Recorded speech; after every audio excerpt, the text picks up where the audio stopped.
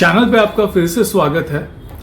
लोग मुझे कहते हैं कि आप बहुत ही कुछ ऐसा दुर्लभ जड़ी बूटी आप दिखाई है जो कि बहुत ही सुदूर पहाड़ी इलाके में ढूंढने से भी ना मिले, हिमालय में जो जा कर के पता नहीं कहाँ मिले और जो इतनी दुर्लभ है, प्रेशियस है।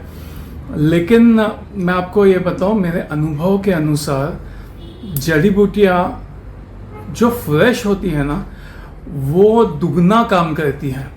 अब चाहे ऐसी कोई जड़ी बूटी ला करके सुखा करके उसका चूरन भी बना करके चाहे सेवन करें, वो उतनी कारगर नहीं होती है जितनी कि हमारे आसपास ही बहुत सारी वनस्पतियां हैं जो हम जानते हैं थोड़ा सा ढूंढने पर हमें मिल जाएगी, और उन्हें फ्रेश खाएं अगर हम, तो हम हमारे बॉडी को ज़बरदस्त ट्रांसफॉर्म कर सकते हैं। तो आइए ऐसी ही एक वनस्पति आज डिस्कस करते हैं और उसका लाभ उठाते हैं।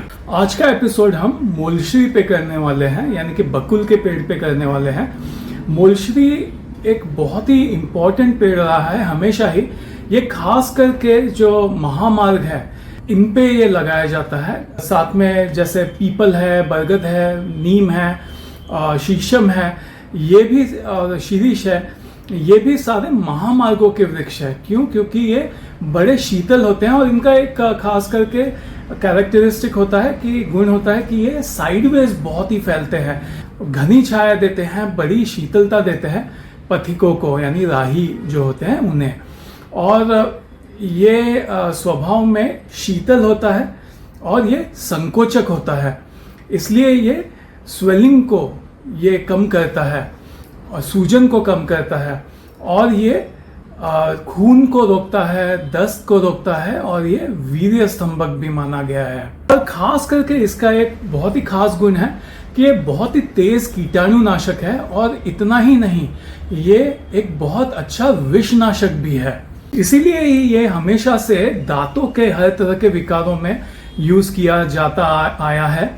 इसका हमेशा ही हमारे यहाँ पे भारतवर्ष में दातून किया जाता है, और इससे ओरल हाइजीन में बहुत ही सही रहता है। दांत की क्वालिटी बहुत अच्छी रहती है और हर तरह के दांत के रोग और मुंह के रोग दूर होते हैं। मुंह के छाले हो या मसूड़ों में पस हो या बदबू हो मुंह की, ये सारे प्रॉब्लम्स इसके दातून करने से ठीक होते हैं। और खास करके इसके जो कच्चे फल है उनको चबाने से जो ढीले दांत हैं वो सख्त हो जाते हैं। ये भी इसका एक खास गुण है। अगर खास करके इसके फूल देखें तो इसका फूल बहुत ही सुंदर होता है और बहुत ही सुगंधित होता है, और हर श्रृंगार की तरह ही इसके भी गहने बना करके हमेशा से स्त्रियां पहना करती थी। और इसके पीछे एक बहुत ही हेल्थ रीजन भी रहता है, क्योंकि मोलश्री जो है वो शिरो रोगों में भी बहुत अच्छा काम करता है। ये भी एक प्रमुख फायदा है इसका। अगर आप एक फूल लेते हैं और सिर्फ तेजी से सूंघते भी है ना, तो भी ऐसे सर में करंट सा लगता है और बड़ा फ्रेश फील होता है।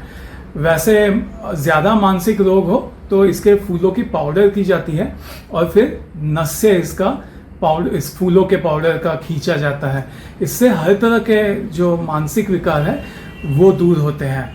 और इसके फूलों के आभूषण पहनने से भी उसके पीछे यही लॉजिक है कि उससे डिप्रेशन कम होता है, मन खुश रहता है और मानसिक विकार दूर होते हैं। और खास करके इसके पत्ते अगर आप देखें ध्यान से तो वो बड़े चमकीले होते हैं। तो मैं अपना अनुभव शेयर कर रहा हूँ सालों से, जो मैंने रिसर्च किया है वनस्पतियों पे। मैंने ये हमेशा देखा है कि जब भी वनस्पति के पत्ते बड़े स्मूथ और चमकीले होते हैं तो ऐसी वनस्पति स्किन के लिए बहुत ही अच्छी होती है।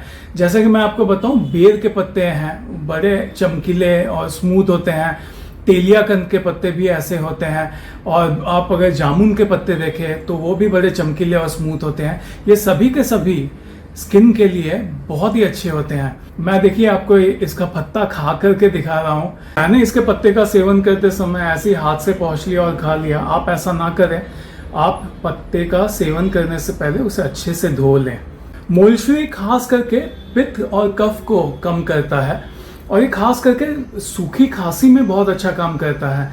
अगर खांसी हो रखी है सूखी खांसी है, इसमें इसके पत्तों का काढ़ा बना करके या छाल का काढ़ा बना करके गरारे करते हैं तो बड़े तेज़ी से लाभ होता है। और नीचे आते हैं, ये पेट के लिए भी बहुत अच्छा है। ये पेट का अल्सर वगैरह है उसमें भी इसके काढ़े के सेवन से बहुत लाभ होता है। खास करके अगर दस्त हो रहे हो, ये दस्त को रोकने में भी, क्योंकि ये संकोचक है, शीतल है, तो ये दस्त को रोकने में भी बहुत ही रामबाण है।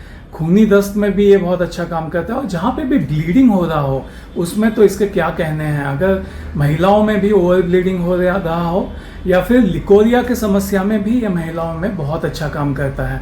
इसमें इसके छाल का काढ़ा बना करके सेवन करना चाहिए, या इसके कोमल पत्तों का भी, कोपलों का भी, उसको डायरेक्टली खाया जाता है या उसके काढ़े का सेवन किया जाता है। और आगे बढ़ते हैं, आयुर्वेद में इसे वीर्य स्तंभक भी बताया गया है, तो इसका सेवन करने से वीर्य को रोकने में भी मदद होती है। और ये एक ऐसी वनस्पति है जो अपने आसपास थोड़ी अगर ढूंढे तो इसका वृक्ष कहीं ना कहीं ज़रूर मिल जाता है।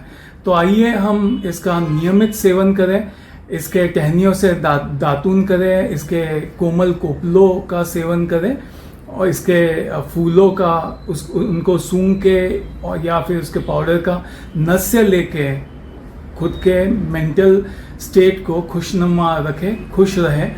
और इस वनस्पति का उपयोग करके, सिर्फ बातें करके नहीं, उपयोग करके और आयुर्वेद को उसकी रक्षा करें और उसको आगे बढ़ाएं।